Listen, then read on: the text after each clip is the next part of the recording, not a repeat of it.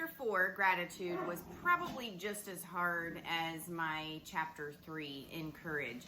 So much happened in Chapter 4. It's a lot of the bulk of my misery at home.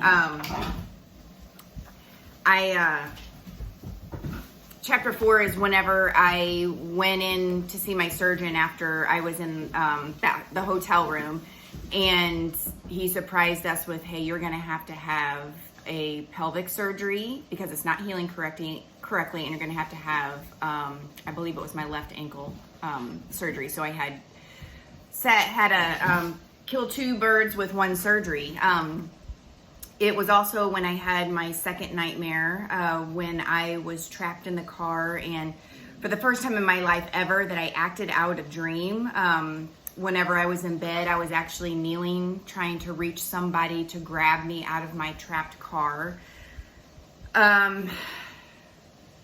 It's also the chapter where I realized that my body had become dependent on narcotics. And that's a big deal. That's something, honestly, I didn't talk about for 10 years.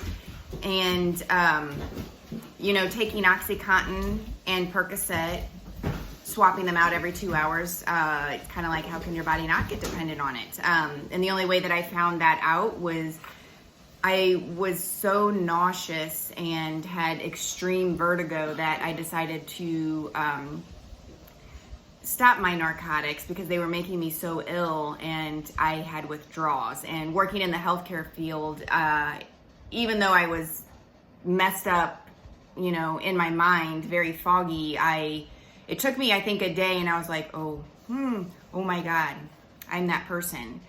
Chapter 4 is also where I finally asked Cowboy Greg to go through some of the events of the night. And it was difficult for him to tell me, and it was difficult for me to hear. And apparently I didn't remember everything that he had told me during this chapter because I had to ask him again later, but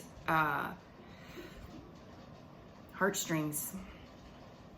A lot of heartstrings in this chapter too.